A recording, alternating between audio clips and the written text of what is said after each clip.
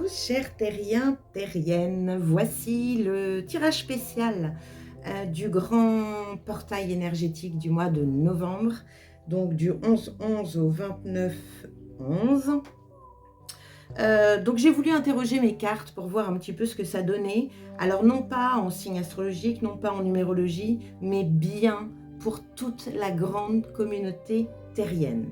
Alors je ne sais pas du tout ce que ça va donner, on va découvrir tout ça ensemble. Mais avant toute chose, n'hésitez pas à aller voir sur mes réseaux parce que je vous ai fait un petit topo sur ce portail énergétique, mais du coup plutôt sur le côté numérologie, voire même je parle de quelques arcanes majeurs aussi parce que tout est lié bien entendu. Donc n'hésitez pas à aller voir. Alors quand je parle de réseau, je parle d'Instagram, de Facebook et de Telegram. Donc vous avez tous les liens de toute façon sous les vidéos toujours, hein. Donc ça, qu'est-ce que je veux vous dire d'autre avant de commencer? Les prochaines étapes après ce tirage, nous avons la nouvelle lune en Scorpion du 13 novembre. Puis, moi, je vais faire la guidance coup de pouce que j'ai pris l'habitude de faire tous les mois maintenant. C'est une guidance à mi-mois pour savoir où vous en êtes et puis recevoir des petits coups de pouce justement pour continuer ce mois qui va être quand même assez dingo. Bon. On y va. Alors, je ne savais pas trop comment faire ce tirage pour la grande communauté terrienne. Donc, je me suis laissée un peu guider, on va dire. Donc ici, vous avez une carte de l'oracle coloré qui parle, je dirais, de la vibration colorée de ce grand portail énergétique. Donc, ça nous parle de chakras, ça nous parle de couleurs, ça nous parle d'ambiance, d'énergie. Donc, on va voir ce que ça donne. Ici, j'ai utilisé quand même mon tarot avec un tirage en croix un petit peu particulier. Au milieu, vous avez l'énergie centrale, l'énergie principale. Qu'est-ce qui est au cœur de ce portail énergétique? Donc, tout va tourner autour d'elle. Ici, nous avons tout ce qui est mental. Qu'est-ce qui se passe dans la mentalité de la communauté terrienne? Donc, le mental, les pensées, l'imaginaire, le rêve, l'intuition, tout ce qui est subtil, tout ce qui est dans l'air. Ici, c'est au contraire tout ce qui est bien fondé dans la matière, donc tout ce qui est profondément terrestre, matériel, concret, factuel. Cette partie-là, j'ai posé la question, qu'est-ce que la communauté terrienne va laisser derrière elle une fois ce portail passé? Et ici, vers quoi, dans quelle direction va la communauté terrienne après ce portail? Voilà. J'ai recouvert mes cartes de tarot d'un autre petit tarot pour justement avoir des informations complémentaires. Et on va terminer par 2 messages des archanges comment dire, de l'oracle, les anges divinatoires pour connaître leurs conseils. Et nous finirons évidemment par mon chouchou qui c'est des messages, des messagers de lumière pour nous. Donc on est vraiment, et j'insiste, sur une énergie globale de toute notre communauté terrienne. D'accord? Donc ça nous concerne tous, qu'on soit Sagittaire, Lion, Vierge, Bélier, année personnelle 1, 2, 3, 10, 9, 10 ça n'existe pas, tout peu importe, c'est notre ensemble, notre communauté. Voilà, c'est important. Bien. Écoutez, on va y aller. Alors, je vais prendre par contre mon petit livre pour 2 choses. La couleur, parce qu'il est très complet. Et puis également, je me prépare pour les anges divinatoires, savoir ce qu'ils ont à nous dire. Je commence par quoi? Je commence par la couleur. Tiens, on va regarder la couleur globale de cette période du 11 novembre au 29 novembre. Alors évidemment, on n'est pas à un jour près, mais voilà, pour moi, c'est un début de portail et une fin de portail. Allez, c'est parti, on y va. Waouh! Alors ça, c'est fou. Je suis encore bluffée. Cette carte, quand je suis en tirage personnel, elle est très rarement sortie. Et là, elle sort pour nous, la communauté terrienne. Nous sommes sur la carte multicolore. C'est une carte dans cet oracle Joker. Alors, on va tout de suite regarder ce qu'elle nous dit, cette carte Joker. Donc, je crois que c'est la dernière carte du jeu. Oui, c'est ça. Alors, mots-clés associés. Imagination fertile, intensité et diversité. Bien, Ça commence bien les amis. Je sens que ce tirage va être fabuleux. Alors, qu'est-ce qu'il nous dit ce caméléon? Donc, la variété de la composition du multicolore fait de lui un véritable feu d'artifice.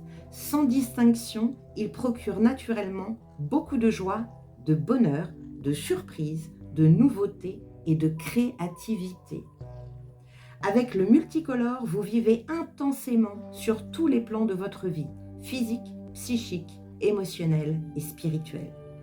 Tel un caméléon, vous vous adaptez en fonction de votre auditoire, des événements et des situations, tout en restant simple et authentique.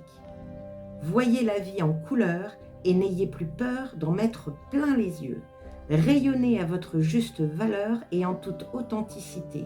Restez simplement vigilant car l'éblouissement peut être dévastateur. L'excès de couleurs et l'abus d'énergie sont tellement intenses qu'ils risqueraient de vous isoler. Vos forces, nos forces, énergie incroyablement stimulante et créative. Défis, comportement extrémiste et destructeur. Le mantra « J'exprime librement ma valeur, ma différence et mon authenticité ». Et il y a une citation de Jules Bocarne « La diversité de chacun fait la richesse de tous ». Waouh, waouh, waouh les amis, j'adore. J'adore, ça me fait penser aussi à ce que j'ai mis dans un petit peu la numérologie, les énergies numérologiques du portail, où il est question de trop dans les deux cas.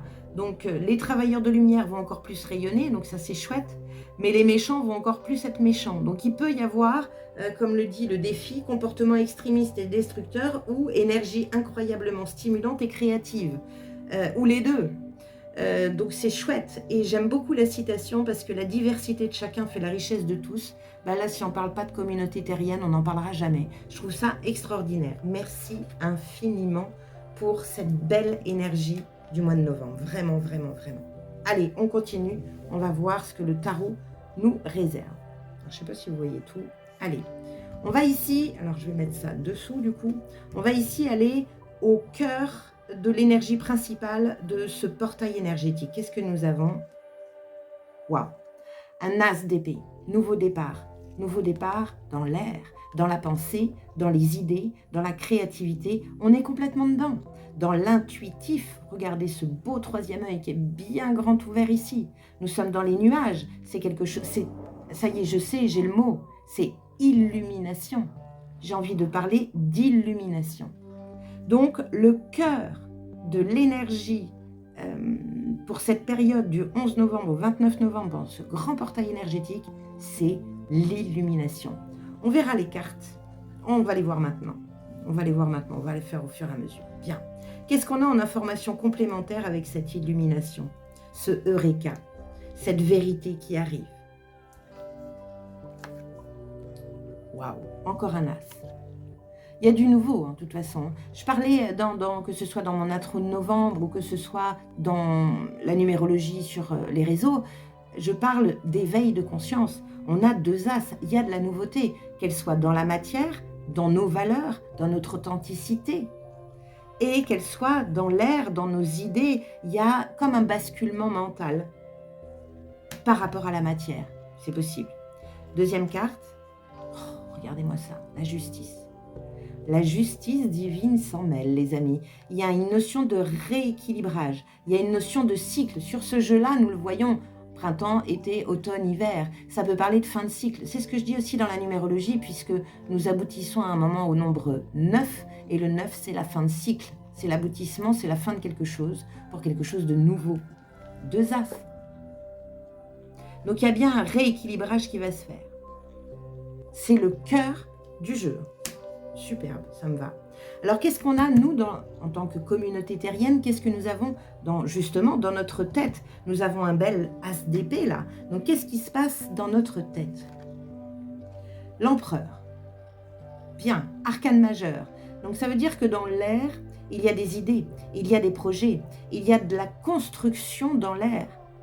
Il peut y avoir de la communauté. L'empereur, il gère son peuple, il dirige, il met tout ce beau petit monde en sécurité. En tout cas, il y a de la détermination aussi. On a une pensée, l'as d'épée, c'est ça et rien d'autre.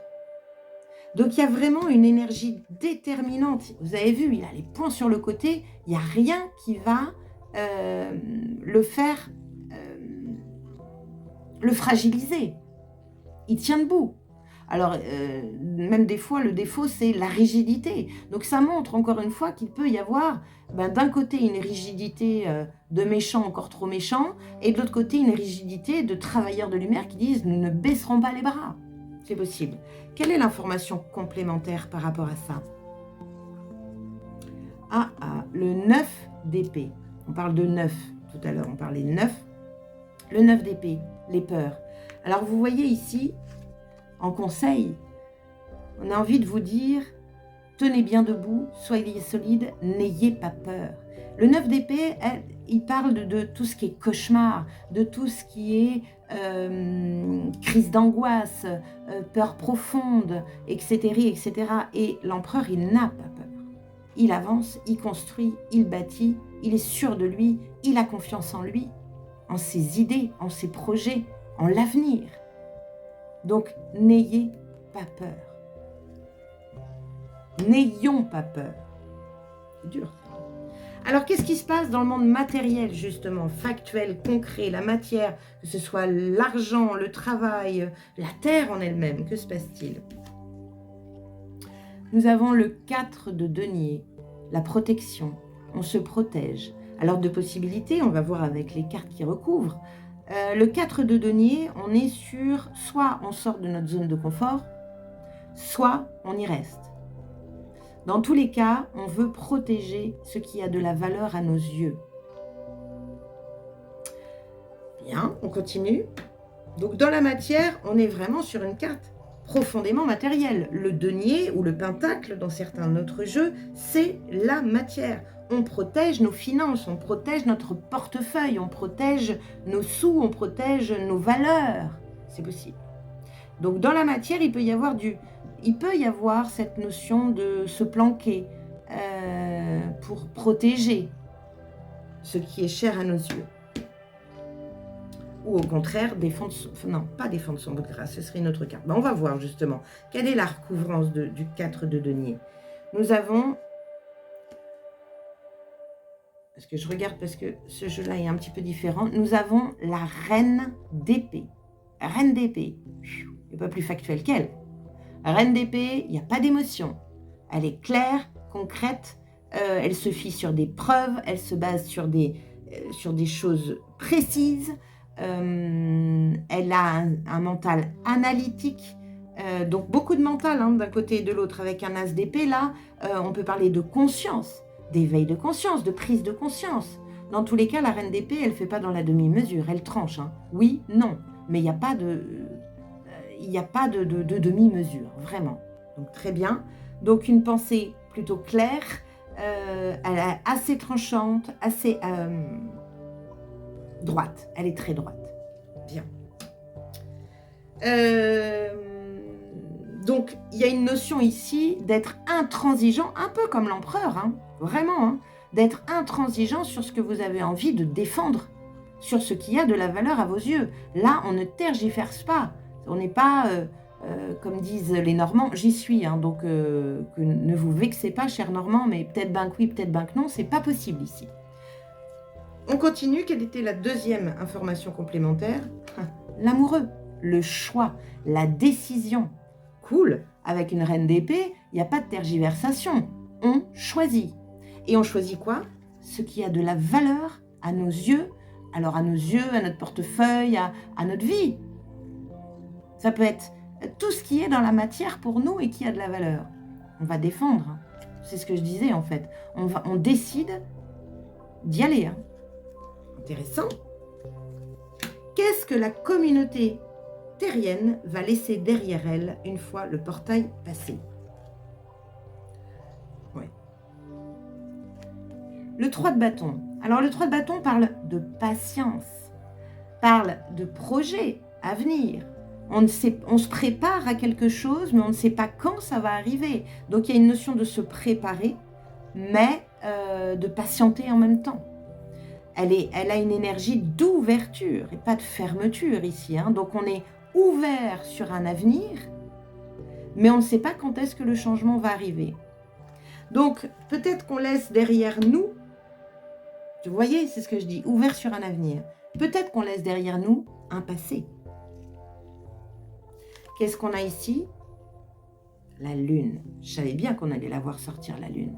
La lune, c'est la créativité, c'est la fertilité, c'est l'inspiration, c'est l'intuition, c'est tout ce qui va être mis en lumière. Donc, c'est des choses profondes à l'intérieur de nous qui vont être mis en lumière. Donc, ça montre bien qu'il y a une ouverture par rapport à notre profondeur, peut-être par rapport à notre connaissance, la connaissance de l'humain.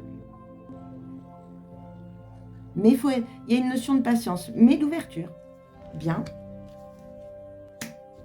Ce qu'on va laisser derrière nous, c'est peut-être tout ce qui nous bloque intérieurement. La lune, c'est ça, hein, c'est émotionnel avant tout. Hein.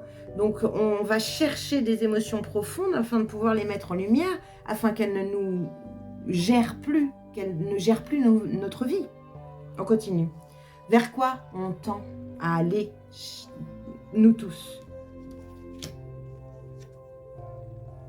L'ermite. Waouh. Une arcane, 2 arcanes. Bon, après, c'est de la recouvrance. Bon, 2 arcanes. Bon, de toute façon, avec une multicolore en joker, c'est extraordinaire. On peut s'attendre à tout sur ce mois de novembre. En tout cas, la communauté terrienne tend à aller vers l'ermite. L'ermite, encore une fois, c'est le 9. Le 9, alors, dans le tarot, l'ermite, c'est le guide, c'est le sage. C'est celui, encore une fois, qui met en lumière des choses à l'intérieur de lui, afin de pouvoir les transcender, les comprendre. Il y a une notion de prise de hauteur ici, de recul, de sagesse. Bien. On grandit, les amis. Il y a vraiment cette énergie de grandir. Pourquoi? Parce qu'au centre, là, il y a quand même un état d'esprit différent, avec un nouveau départ dans la matière. Alors, ça peut être une nouvelle valeur de qui nous sommes. Et il y a un rééquilibre qui se fait. Plus de sagesse. Qu'est-ce que nous avons? 2 cartes. À chaque fois, vous avez vu, il y a eu souvent 2 cartes qui sont tombées. Pareil pour les conseils des messagers de lumière et pour les archanges. Il y a eu 2 cartes à chaque fois qui sont tombées. 1 plus 1 égale 2. Donc, on est aussi dans cette énergie de 2 où on peut parler de dualité, mais on peut parler aussi de communauté. Allez, qu'est-ce qu'on a? Sur l'ermite, nous avons, waouh, la grande prêtresse, les amis. Le 2, j'en parle, la grande prêtresse. 2 arcanes majeures de là vers quoi on tend à aller. C'est génial, la grande prêtresse, c'est le savoir et la connaissance intérieure, c'est l'intuition, c'est écouter sa petite voix intérieure. Lui, il se pose pour éclairer quelque chose à l'intérieur de lui. La grande prêtresse l'explique. C'est extraordinaire. Donc, on parle bien de psychique, de spiritualité, de potentiel humain découvert aussi. Hein. Il y a vraiment une belle ouverture ici. Multicolore. Qu'est-ce qu'on a sur la grande prêtresse? Encore une arcane majeure. Le 10, la roue de fortune. La fin d'un cycle. Le début d'un nouveau chapitre. Une porte se ferme, une autre s'ouvre. Il y a vraiment un levier ici incroyable de transformation. J'en parle dans mon intro, j'en parle dans ma numérologie, mais c'est vraiment puissant. Je le ressens profondément.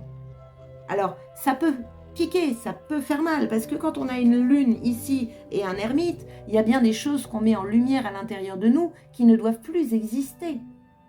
Donc oui, ça peut être un peu perturbant à certains moments, mais faites-vous du bien, les amis, faites-vous du bien. Prenez du recul. Ce sont des choses qui ne doivent plus exister.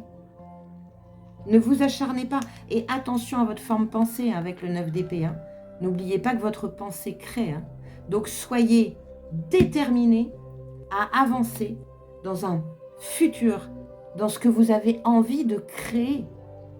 Ne prenez pas en compte tout ce qui peut se passer à l'extérieur et qui peut scléroser votre intuition, votre créativité et tout ça. Parce que là, si on se base que sur l'extérieur, on se dit, bah, à quoi bon? On est foutu, on est foutu.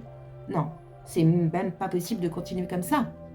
Donc, enlevez-vous ça de la tête. Soyez déterminés à construire, bâtir quelque chose que vous avez envie. Et ça, encore une fois, je dis vous, mais nous sommes sur un tirage de la grande communauté terrienne. Donc ça, c'est pour nous tous, bâtir ensemble. Bien. Alors, allons voir nos amis les archanges. Nous en avons donc 2. Alors, je vais prendre mon petit livre. Le premier est... Donc, c'est un conseil des archanges. Hein. Donc, les archanges, il y en a 4 dans cet oracle. Il y a l'archange Uriel, l'archange Raphaël, l'archange Gabriel et bien sûr l'archange Michael. Donc, ici, nous avons la carte de la fluidité. Donc, la fluidité, qu'est-ce que nous avons avec cette carte? Donc, la fluidité, c'est de couleur vert. Le vert, c'est évidemment l'archange Raphaël, celui qui, le grand guérisseur des archanges. Alors, qu'est-ce qu'il nous dit? Je m'autorise à flotter avec aisance sur la rivière universelle de la vie. Il est vital pour la santé de laisser vagabonder les pensées comme un courant indompté. À force de ressasser des idées terre à terre, les émotions finissent par se bloquer et l'esprit se déconnecte alors du flux d'énergie universelle. Ces blocages peuvent aller jusqu'à la maladie physique. L'ange de la fluidité vous conseille de concentrer votre attention sur les belles choses de la vie afin que les courants d'énergie positive continuent de vous traverser. Si des idées négatives se font jour, arrêtez-les en leur opposant un stop catégorique. Pour vous remonter le moral, asseyez-vous quelques instants et observez votre respiration. Rappelez-vous un moment joyeux, les images, les bruits, les odeurs, le bien-être que vous ressentiez. Retenez ce sentiment et sentez-le s'écouler dans votre corps tout entier. Bien. Bon conseil, je parlais il y a très peu de temps de attention à vos formes pensées. Voilà, donc il y a quelque chose à fluidifier. En tout cas, le conseil des archanges, c'est ça. C'est soyez observateur de vous-même, de vos pensées. Dès que vous pensez à des choses qui ressemblent un peu à ce 9 d'épée, qui parle de peur, d'angoisse, etc., on dit stop à l'intérieur de nous. On stoppe tout ça et on se met tout de suite dans une énergie positive. Bien. Deuxième conseil des archanges, qu'est-ce que nous avons? Ah, nous n'avons pas le même archange. Nous avons... Oui. L'archange Uriel. L'archange Uriel en hébreu signifie feu de Dieu. Dans les traditions juives et chrétiennes, il était connu comme le messager du Très-Haut, l'esprit du sacerdoce, de la paix et de la grâce. Il menait les armées angéliques avec Michael. Bien. Qu'est-ce que nous avons? Le service. Alors, le service, qu'est-ce qu'elle nous dit cette carte? Le service. J'offre le meilleur de mes talents pour le plus grand bien de tous.